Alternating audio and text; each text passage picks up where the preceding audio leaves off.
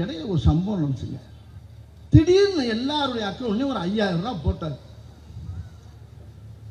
மக்களுக்கெல்லாம் வந்து ரொம்ப அதிர்ச்சி. இந்த திமுக அழியணும்னு சொன்னான் பாருங்க, அவன் நல்லா அசந்து தூங்கி இருந்தவனுக்கு காதில் போய் யாராவது சொல்லிப்பாங்க, 5000 போட்டாங்களா?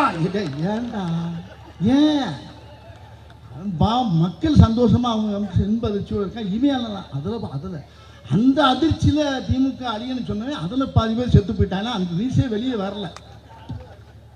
இன்னும் அவன் பாட்டுக்கு இஷ்டத்துக்கு இருந்தா 5000 போட்டு விட்டான். இதுக்கு இது என்ன பிரமாதம்? இதை விட இன்னும் நிறைய இருக்குடி மாப்பிள்ளை, இன்னும் நிறைய இருக்கு. நீ எக்கச்சக்கமான விஷயம் பண்ண போற. அவர் சாதாரண ஆள் நினச்சிக்கிட்டு இருக்காங்க எல்லாரும். தமிழக முதல்வர் ஐயா ஸ்டாலின் அவர்கள் வந்து அப்படியே சாதாரணமாக தான் இருக்காரு நினைக்கிறாரு. கிடையாது. நீங்கள் என்ன வேணாலும் பேசு, என்ன வேணாலும், ஏன்னா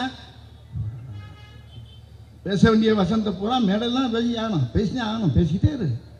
ஆனால் செயல்பாடுகள் இருக்க ஒரே ஒரு கட்சி திமுக தான். இந்த தமிழ்நாட்டில் தங்கச்சி சகோதரி சொன்ன மாதிரி தமிழ்நாட்டில் இந்த கட்சியை விட்டால் வேற எந்த கட்சிக்கு இந்த பவர் கிடையாது. ஒரே ஒரு விஷயத்தை மட்டும் நல்லா சொல்லிடுறேங்க. ஒரு விஷயத்த சொல்லிடுறேன். நீங்கள் நம்ம ஆட்சி திமுக ஆட்சி இது இல்லாமல் கொஞ்ச நேரம் கற்பனை பண்ணி பாருங்களேன், தமிழ்நாடே அழிஞ்சிடும். நம்ம கட்சி இல்லைன்னா இதுக்கு ஈக்குவலாக இந்த நாட்டில் ஆள்றதுக்கு தமிழ்நாட்டில் யாருமே கிடையாது. வேற யார் வந்தாலும் அன்றைக்கி தலைவர் சொன்னார் பாருங்க, ஒரு வார்த்தை அருமையாக சொன்னார். ஒரு வார்த்தை சொன்னார், அதாவது வேற கட்சின்னு நினச்சிங்கன்னா நம்ம போட்ட திட்டங்கள்லாம் காலி ஆகிடும். அவன் ஒரு சட்டத்தை மாற்றுவான், திட்டத்தை மாற்றுவான், என்னென்னமோ பண்ணி மொத்தத்தில் தமிழ்நாடுங்கிற பேரே தூக்கிடுவாங்க. அவ்வளோதான். அதுக்கு வேண்டி ஏற்பாடுலாம் பண்ணிடுவாங்க. ஏன்னா தட்டி கேட்கறதுக்கு அந்த சைடில் எங்கேயுமே யாருமே இல்லை நம்ம கட்சியை தவிர. எந்த நெருக்கடியும் சந்திக்கக்கூடிய ஒரே ஒரு தலைவன் தமிழ்நாட்டில் முதல்வர் ஐயா ஸ்டாலின் அவர் தான். எந்த நெருக்கடியும் எந்தையும் சந்திக்கக்கூடிய அளவுக்கு அவருக்கு தைரியமும் தன்னம்பிக்கையும் அவர் இருக்குது. அவர் ஒரு ஆள் இருக்கனால தான் தமிழ்நாட்டுக்கும் பாதுகாப்பு, தமிழ்நாட்டு மக்களுக்கும் பாதுகாப்பு, தமிழக பெண்களுக்கும் பாதுகாப்பு, மகளிருக்கு பாதுகாப்பு, எல்லா குழந்தைகளுக்கும் பாதுகாப்பு, எல்லா செல்வங்களுக்கும் பாதுகாப்பு. இந்த கட்சி மட்டும் இல்லைன்னா சத்தியமாக சொல்கிறேங்க, என் தாய் மேலே சத்தியமாக சொல்கிறேன், நம்மளுக்கெல்லாம் கேடுகாலமாயிரும், கொன்னுடுவாங்க.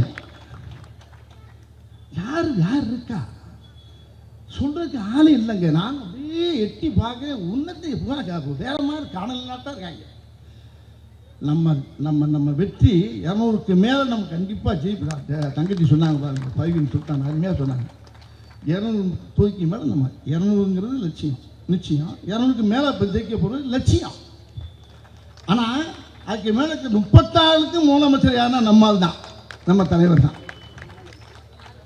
34 தான், 234 200 நம்ம ஜெயிப்போம். அந்த 234 அதுக்கு நம்ம தான் முதலமைச்சர். ஆனால் இப்போ நடந்துக்கிட்டு பாருங்க, இந்த விழா நடக்குது பாருங்க, இது சத்தியமாக இந்த விழா வந்து அவருடைய பிறந்த நாளுக்கு நடக்கிற விழா கிடையாது. 2024 அடுத்த முதலமைச்சராக அவர் வரப்போறாரு பார்த்தீங்களா, அதுக்கு பரிசா கொடுக்க போகிற விழா அந்த விழா.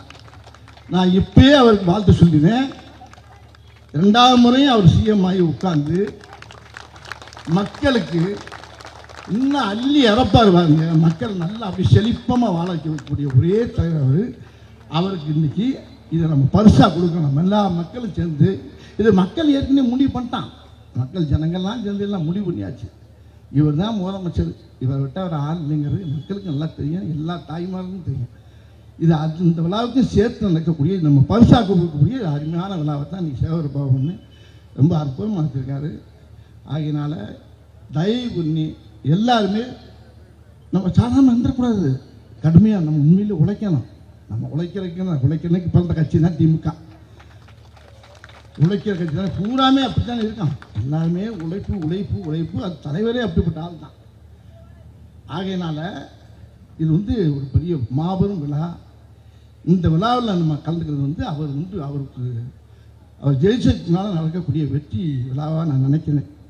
அவர் இந்த முறையுமே கடமையாக பெரிய வித்தியாசங்கள் ஜெயிச்சு மக்களுக்கு ரொம்ப நல்லது செய்வார். ஆகினால அவர் தீர்க்க ஆயுஷா கையால் சோகத்தோட நல்லா இருந்து மக்களுக்கு நல்லா செய்யணுங்கிறத நம்ம எல்லாருமா சேர்ந்து பிரார்த்தனை பண்ணிக்கிறோம்.